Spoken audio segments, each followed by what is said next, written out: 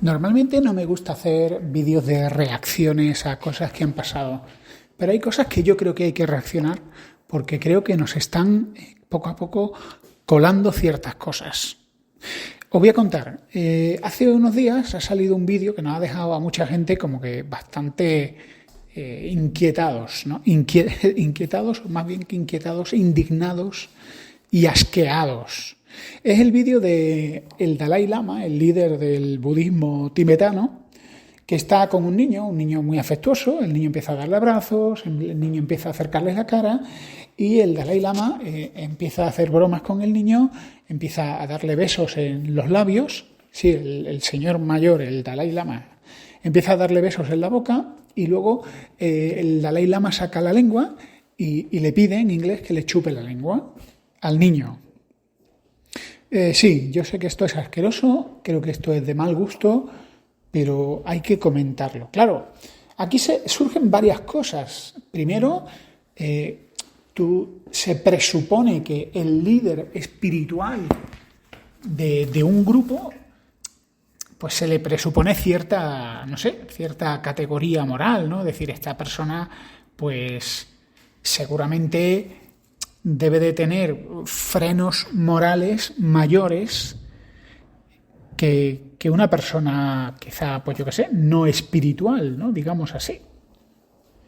Pero esto lo hace el Dalai Lama con total normalidad y claro, ahora mismo hay cámaras por todos lados, esto sale en internet y esto pues se hace viral y la ola de indignación es total.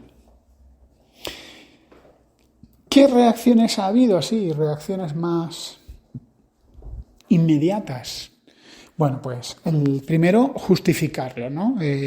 Fuentes cercanas al Dalai Lama pues empiezan a decir que su santidad el Dalai Lama es habitual que bromee con la gente, que tiene un gran sentido del humor y que esto es una broma inocente.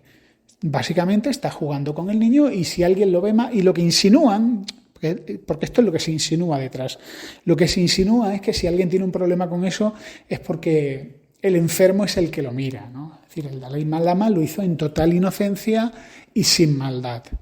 Claro, mi respuesta a la primera reacción es, ¿en serio? ¿En serio? O sea, ¿en serio esto es normal? ¿En qué momento esto es normal? O como dice un tipo que sigo por YouTube, Bill Graham, que es un pastor evangélico, ¿los padres de ese niño lo ven normal? Es decir, tú ves a tu hijo de 12 años, imagínate, no sé qué edad tendría el chaval este del vídeo, y ves que está con un líder religioso, que es un señor de 70 años, 80 años, dándose besos en la boca, y luego el señor de 80 años saca la lengua y le dice, chúpame la lengua, y el niño le chupa la lengua.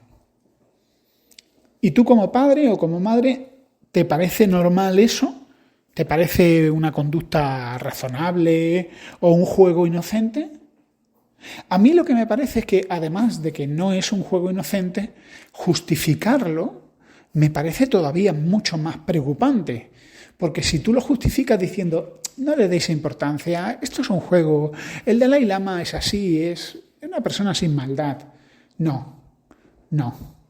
Si esto lo hiciera el Papa del católico romano, ¿cuáles serían las reacciones? Ya sabéis que yo no soy católico, con lo cual esto no lo digo con ánimo de nada.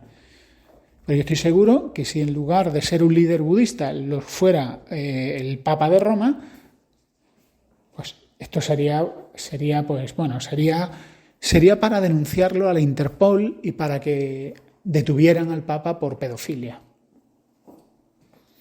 Esto no es normal y justificarlo tampoco es normal.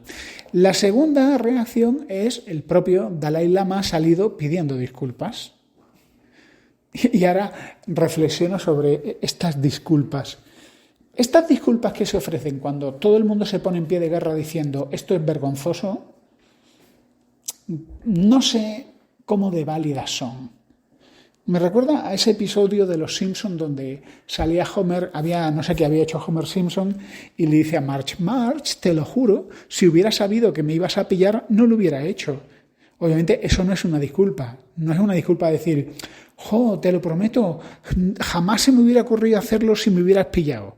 No, eso no es una disculpa, eso es una tomadura de pelo. Bueno, este asunto no da más de sí. El Dalai Lama ha hecho esto, lo han pillado, es asqueroso. Claro, la gente alrededor del Dalai Lama, ¿cómo han reaccionado? Pues esto es lo malo que tienen algunas religiones, que es la ausencia de crítica interna. Es decir, si tú has puesto tu confianza en una persona o en una institución, y esto es un problema que tienen las religiones, tú, por defender a la persona o por defender a la institución, vas a justificar lo que ha pasado. Pues, por ejemplo, el Dalai Lama no es una persona que actúe con motivaciones deshonestas, todo esto se ha sacado de quicio. Esto es lo que suele ocurrir.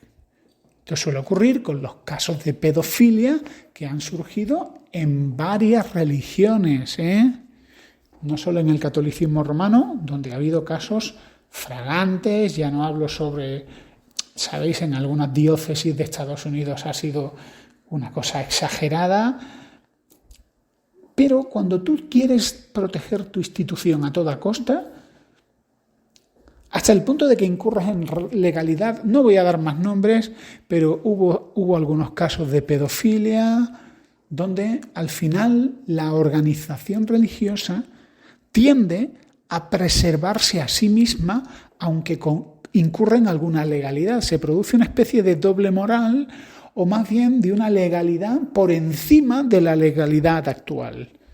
Y no me estoy yendo a los casos de, venga, y entonces si las leyes de Nuremberg, las leyes raciales de Nuremberg son legales. No me voy a ese extremo. Me voy a un extremo normal, lo que está pasando.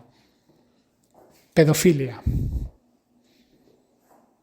En el momento en el que una religión justifica a sus líderes, justifica por proteger a la religión, no, pero es que si este asunto no lo ocultamos, esto sería un descrédito y sería horroroso, entonces es mejor ocultarlo para que así no sufra daño la organización. En ese momento, amigo, acabas de justificar lo injustificable. Y lo vemos en muchas religiones. ¿En religiones cristianas? Sí, también. ¿Por qué? ¿Y cuál es el problema? Pues el problema es justificar a la persona, al líder religioso, o justificar a la institución. Y esto se ve en algunas ramas del cristianismo que tienen una organización o que tienen un liderazgo. ¿Ha pasado en el mundo protestante? Sí. Cuando hay una figura autoritaria y es el pastor, no es que el pastor o un grupo religioso muy organizado. Por eso yo estoy totalmente en contra de esas figuras de autoridad que se creen por encima de la ley, llámense pastores o llámense como se llamen. El cristianismo bíblico no necesita ni esas instituciones ni esas figuras a proteger, porque al final lo que ocurre es el abuso de poder. El abuso de poder. Bueno, este es otro melón que no quiero abrir, pero tengo que abrir. La conclusión y la conclusión adicional que saco es que obviamente se está poco a poco produciendo una ventana de Overton. Al primero al que le escuché hablar de la ventana de Overton fue al señor Iker Jiménez, un tío muy lúcido, que sí, que habla de cosas raras, pero que hace reflexiones bastante sensatas. ¿Cómo puede un político pasar de algo que produce asco a la población a que sea algo aceptable? Pues una cosa muy sencilla, gradualidad. Es decir, por ejemplo, algo, y vamos a hablar en concreto de la pedofilia, algo intolerable, es decir, algo que en la sociedad, en las democracias liberales, no vamos a tolerar, la pedofilia. Nos parece, digamos, un límite en el que obviamente todos estamos de acuerdo. No podemos sexualizar a los niños. No podemos permitir que se acepte como normal que los niños sean utilizados con fines sexuales o que un adulto tenga relaciones sexuales con un niño. Bueno, ¿cómo podemos hacer una gradualidad? Bueno, primero empezamos a hablar del tema. A lo mejor se produce un escándalo y todo el mundo empieza a opinar del escándalo. Entonces, normalmente la primera reacción es: esto es asqueroso, esto es una barbaridad. Pero luego se empiezan a producir gente que dice: bueno, pues obviamente esto es una barbaridad, pero hay que ver que hay algunos casos donde es consentido, hay algunos casos donde a lo mejor empezamos a buscar excepciones. A lo mejor si es un niño de 9 años, no, pero ¿y si es un niño de 15 años? ¿Y si es un niño de 14 o de 13? Porque ya que ponemos la línea aquí, y el problema es que cuando a nivel legal ponemos líneas, esa línea ya se puede ir moviendo y moviendo. Así que fijaos cómo funciona la ventana de Overton, cómo funciona la gradualidad. Pasamos de un hecho incuestionablemente inmoral para la sociedad a un hecho discutible, con matices, donde podemos poner matices y podemos poner, bueno, pero hay edades donde no es lo mismo un niño de 7 años que un niño de 15 o de 14 o de 13. Y luego empezamos y ya pasamos de esto es asqueroso y esto no lo vamos a tolerar a, oye, pues empezamos a aceptarlo. Lo siguiente será que empecemos pues una gran campaña con el aparato propagandístico de esta dictadura moral, o mejor dicho, inmoral, en la que estamos, que es las series de televisión, Netflix, todas las plataformas de contenido, donde empezarán a aparecer personajes pedófilos, esto es cuestión de tiempo, o protagonistas infantiles con unas motivadoras historias de amor prohibido. El niño que se enamora de su profesora, la niña que se enamora de su profesor de gimnasia, una historia de amor puro, de gente luchando. Normalmente a lo mejor aparecerá alguien religioso, un tío despiadado, malísimo, muy religioso, una especie de maníaco, loco. Y al final, pues el niño tiene esa historia de amor y gana, y la sociedad, y son muy bonitos, y los buenos son ellos, y los malos son los adultos malos que se oponen a esa historia de amor puro y bonito. Y ahora, de verdad, me gustaría escuchar vuestra opinión en los comentarios. ¿Os parece esto tan descabellado? Porque a mí no me lo parece. A mí me parece que esta es una ventana de Overton, como ha ocurrido con otras cosas que ya han pasado, como va a ocurrir con el tema de la eutanasia a personas mayores. Cosa que obviamente ya está pasando en algunos países. Ya hay kits para que tú puedas practicarte la eutanasia en tu domicilio y sin dar guerra. Y esto lo ha dicho hace tiempo, que hablando con Maese Chulilla, el gran amigo de este canal, Juan Luis, que está haciendo un trabajo increíble con Jordi, él dice una cosa muy cierta, que es que pasarán a manipular el mensaje, el lenguaje.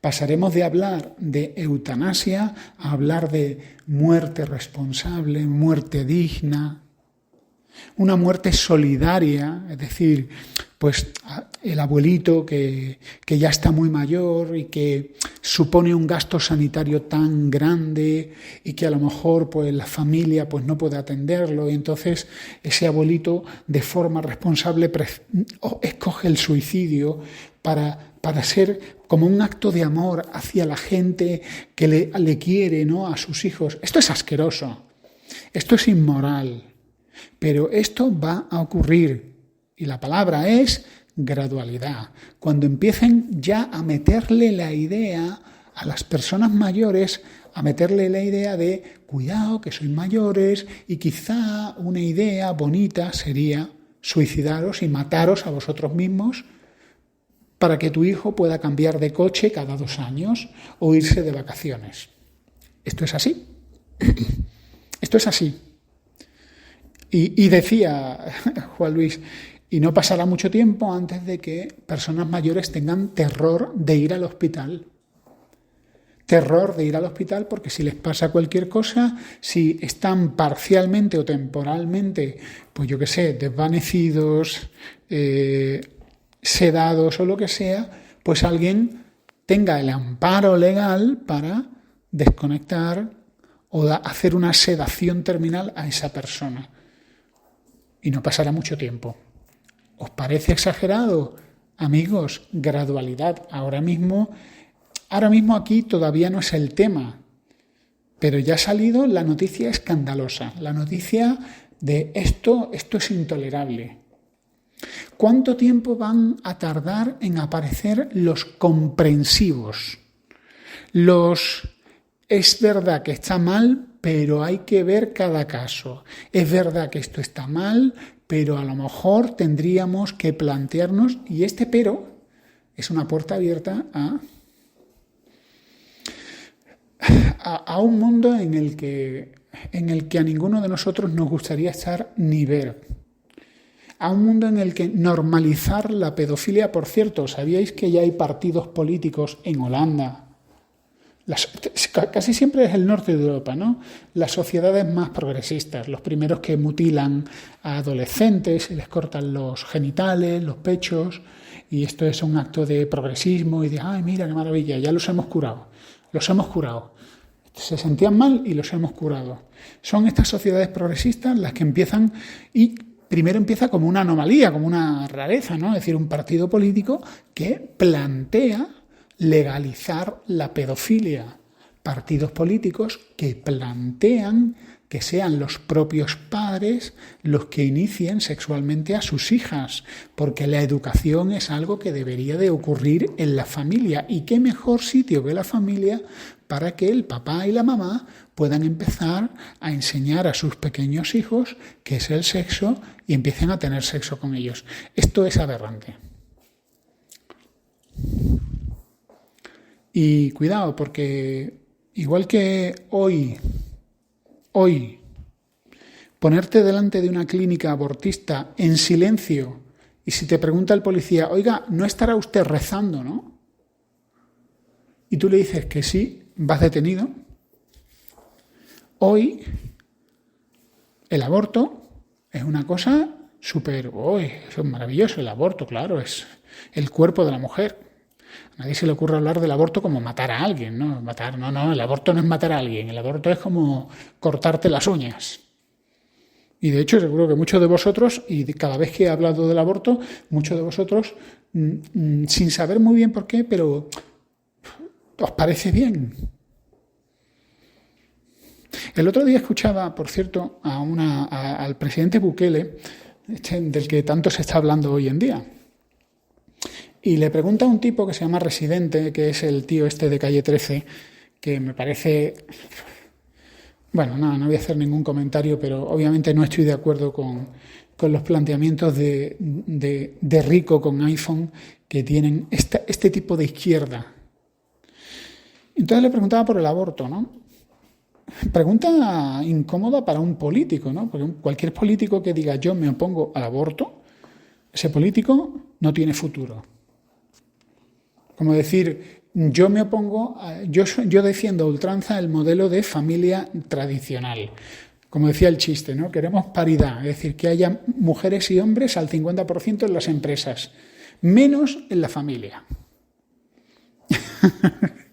Que dices tú, oye, ¿por qué no? Bueno, perdonadme la broma, yo sé que no es cuestión para broma. Pero bueno, la cosa es que le preguntaban a Bukele qué pensaba del aborto. Y él dijo una cosa, fue muy inteligente primero, porque respondió no desde la teoría, sino desde su experiencia personal. Él dice, mira, yo lo he pasado muy mal para tener hijos. Hay gente que puede tener muchos hijos, que no tienen problema y que tienen hijos, pero mi esposa y yo tuvimos muchas dificultades para tener a nuestra hija y queríamos tener hijos. Cuando a mí me enseñaron en una ecografía a mi hija, que era como un guisante, y me enseñaron que eso era el corazón latiendo, ese guisante, o sea, esa cosita chiquitita, dice, yo sabía que eso era mi hija. Yo no miraba a eso como un apéndice, eso era mi hija. Y yo no quería que eso, que no es eso, es esa, muriera. Porque matar a ese embrión era matar a mi hija. Y yo quería que ese embrión, un embrión humano, no como decía esa diputada del PSOE, que es un embrión pero no es humano. No, ese embrión humano es una persona. Y yo quiero que esa persona salga adelante porque yo ya la veo como mi hija, pero no es que la veas, es que es. Así que bueno, amigos, todo esto ha salido del asunto de Dalai Lama, sí, pero son cosas que a mí me rondan la cabeza y que me parece que han puesto han lanzado una sonda para ver cómo reacciona la gente. Y yo solo os pido esto, a lo mejor estoy equivocado, ojalá que lo esté, pero seguid atentos a las noticias. Seguid atentos a las noticias. Leed entre líneas. Porque esto es el principio.